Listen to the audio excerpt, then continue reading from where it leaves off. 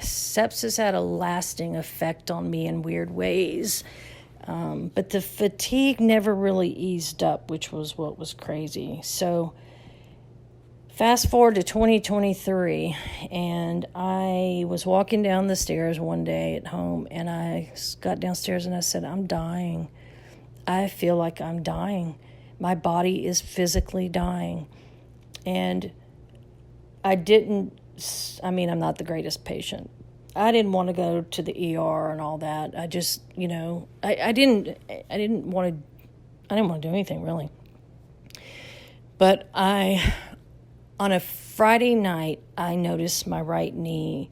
I lay down in bed and I had this excruciating shooting pain in my right knee, and it was red and hot. Well, the next day, my left knee started doing the same thing, but it was swollen. And I was talking to a friend of mine who, she used to be the supervisor in the ER, Our Lady of the Lake, and she was like, Stace, I don't tell anybody to go, but you need to go to the hospital. So I decided I was going to go the next morning because I didn't want to wait. And I had it in my mind, I'll go, it's between 6 and 6:30, and I manifested this in my mind. There's not going to be anybody in the waiting room because that place is always packed. And I'm just going to walk right in. I'm going to get a room. The doctor's going to come right in. I'm going to get results quickly. And I kept seeing the number 17. Well, sure enough, I had Deb drop me off, my partner, the next morning at 6:30. And I said, just go home. I know you have to work later. I've got this. And I ended up in room 17. And guess what? The doctor's one of the first people I saw. And I told her, I said, I'm pretty sure I have leukemia. And she just kind of looked at me. Like, okay, like, how do you know that? But, and she said, okay, well, let's do some blood work. And it wasn't 20 minutes later, she came back and she said, can you call some family to be up here with you? And I said, no, I know, it's okay. You can tell me. And she said, are you sure? Why don't you call some family? And I said, you can give me the news. And she said, well, you definitely have leukemia or lymphoma.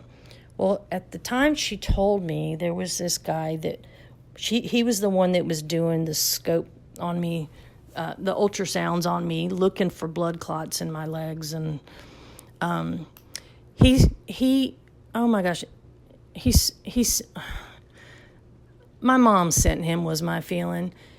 So she gave me the news. You definitely have, leukemia, lymphoma. We're going to have to get an oncologist, and your blood work is really terrible. And I said, I know, I feel like I'm dying. And she said, yeah, basically, confirm that. And after she gave me the news, he was standing there and he said, would it be okay if I said a prayer with you? And I could cry talking about it because he said the most beautiful prayer. Heartfelt, genuine, beautiful prayer. And I knew I was just surrounded, and I knew my mom had, who had died, was there with me. And I told him that I feel like my mom sent you. And, I still keep in contact with him. And, I ended up in the hospital for a month, and they told me, the oncologist came in and he said, we're going to have to do a bone marrow biopsy to figure out what type of cancer this is. But, you're going to be here for a while. And so they did the bone marrow biopsy. Well, it turns out I have what's called acute promyelocytic leukemia. It's the rarest form, one of the rarest forms of cancer there is, the rarest form of leukemia. They had never even treated it in Louisiana. And he said something about, we're going to have to immediately start chemo. Well, my first response was, I don't want chemo. He saw my response and he said, well, guess what? This is the only cancer that's actually treated naturally. It's treated by a natural element. And I said, what is it? And he said, arsenic. I said, it's also rat poison, but okay, whatever. And it's the only treatment. And he said, this is life or death. Most cancer patients, you have time to make decisions or pick your doctors. I didn't have time. He had to start treatment that day. And I knew I was critical. And so he said, this is touch and go. If you can make it through the first month, you should be okay. There's no guarantees, but we don't need any more blood clots, and we don't need you going into, there's a reaction, that there's a reaction that you can have from it. Well, I got all of it. I had the reaction. I got more blood clots. I had 2 blood clots and 2 DVTs in my right leg, 1 in my left, blood clot in my brain. Had them all in my arms. Like, the only place they could take blood was from the left elbow down. And I just knew I was dying. And it's a very, very strange phenomenon to be faced with your own mortality. I don't even know how to put it into words. I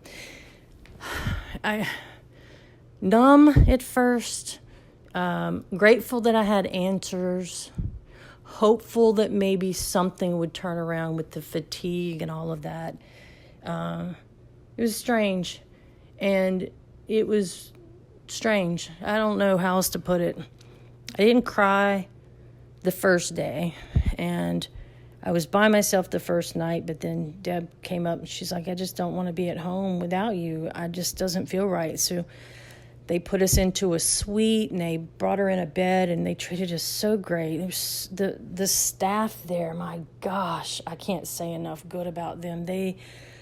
They saved me. I told them every day how grateful I was for them, but it wasn't for what they were doing. It was for their genuine care, loving care. And, there were times that I would wake up in the middle of the night and I would go in the bathroom and I would just sit and cry, and I didn't want to wake Deb up. And one of the nurses, I remember, was about to come in the room. She had just pushed the door open. The bathroom's right there. And she just came in and sat on the floor with me and cried. And she, words weren't needed. There was nothing really to say. But I'll never forget the genuine loving compassion that they showed me. It was absolutely beautiful.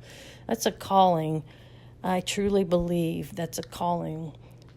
Because the nurses at the infusion center made just as big of a difference. When I finally got discharged from the hospital, I didn't have anything to write on but my discharge papers, but I wrote them a long letter just telling them how much they changed my life and how much they meant to me. And I didn't have the words, strong enough words to tell them how grateful I was, but I hope they know. I hope they know what a difference they make in this world, because I couldn't have asked for better care. And that was at Our Lady of the Lake Oncology Center on the 5th floor. It wasn't Mary Bird Perkins. It's because I got admitted from the emergency room. I went straight up to the 5th floor, and they just took care of me. I was there for so long. I had my own, blankets and pillows, and I had my own lamp because I didn't want the overhead lights on, and I always had it really cold. A lot of the nurses who had menopause would come in my room at night to cool off. But they were just genuinely beautiful people. They are genuinely beautiful people. And, right before I got discharged, the pharmacy called me, and she said, look, your Atra, which is the oral chemo, she said, it's like $3,200 a month. There's this company that does grants. I'm calling them. No, she had just called them. She said, I just called them and I gave them your information. I need you to call them just to confirm your information and all. So I did. I called and I said, look, I gave him my info. And the guy said, okay, we review cases every 72 hours, every 3 days. And this was on a Friday. He said, we'll review your case on Tuesday and let you know if we'll approve you, meaning that they'll approve to pay for the Atra, the chemo. Now, I had insurance, but, it would have been a help. So I said, thank you very much. Well, I hang the phone up, and before I even had my phone plugged in the charger, the phone rings, and it's that guy. He said, look, I've been working here for many, many years, and I have never done this before, but I'm just going to approve you. Something's telling me to approve you. And I just started crying. I'm like, thank you so much. And he said, I'm not just going to approve the Atra. I'm going to approve all of your chemo for a year. A year. Well, my treatment was for a year. I had to go every day, too. It wasn't, most chemo patients go once every 3 weeks. I had to go every single day. It's like 3.5 hours a day. But they approved me for a year, and they covered all of it.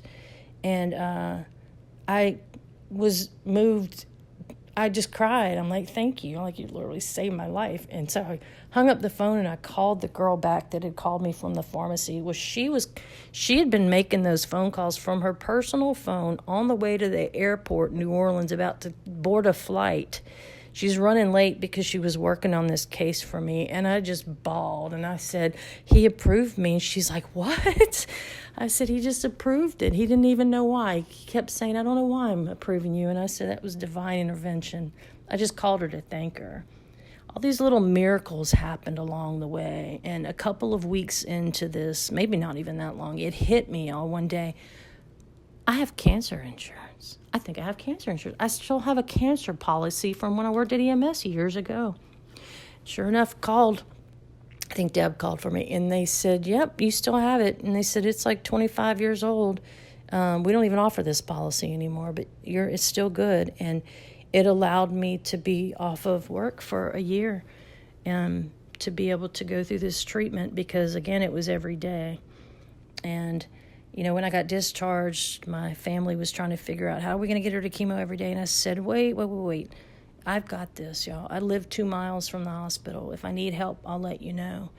And I think I only had to call on them to help me 3 times or something. My sister came and got me, brought me home.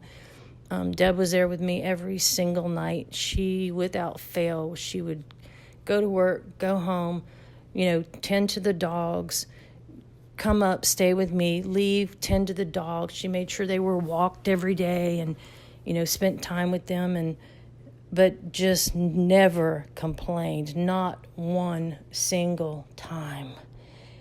I'm just so grateful for all of them. I mean, so grateful. It was amazing, just the support. And, just massive support. And Chelsea came and hung with me, and Marcy stayed with me, and I was so well taken care of. I'm so grateful. My friend circle is very small, but my gosh, it's strong. It's powerful. So grateful for them. But I got through it, and I went through treatment, and I'll explain what happened next in a little bit.